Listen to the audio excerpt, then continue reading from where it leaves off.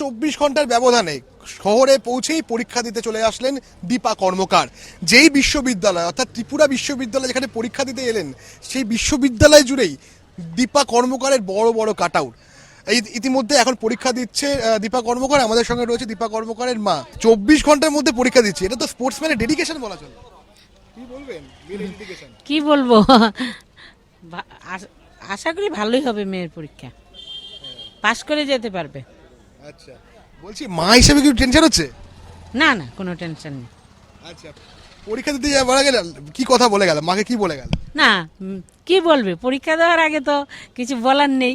পরীক্ষা দিতে যাচ্ছে, পরীক্ষা দেবে, এটা তো কিছু বলার নেই। দীপা সবসময় একটা কনফিডেন্টলি বলেছিল যেটা আমি তো 80% পাবো না, আমার 60% হবে, আমি তাতে আমি বেশি পড়তে হয়। বলি দীপা সবসময় পাশ করেই যাবে, দীপার ডিভিশন থাকবে না।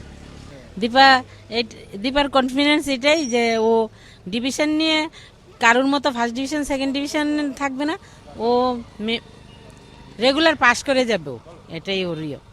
আর মায়ের শুভেচ্ছা কি দিলেন? মা শুভেচ্ছা কি দিলেন? এবার তো অলিম্পিকে যাওয়ার জন্য শুভেচ্ছা দেন, আজকে কি দিলেন? এখনো সেই শুভেচ্ছা যেন পাশ করে যেতে পারে সেকেন্ড সেমিস্টারে। ধন্যবাদ।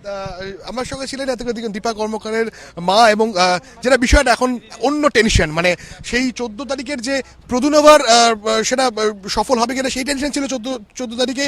আজকে দাঁড়িয়ে অর্থাৎ আজকে 23 তারিখ দাঁড়িয়ে দীপার টেনশন হচ্ছে রাষ্ট্রবিজ্ঞানের সেকেন্ড সেমিস্টারে এই পরীক্ষাটা ঠিক কেমন হয়। ক্যামেরায় উজ্জ্বল ঘোষের সঙ্গে রক্তিম ঘোষ, এবিপি আনন্দ, আগরতলা।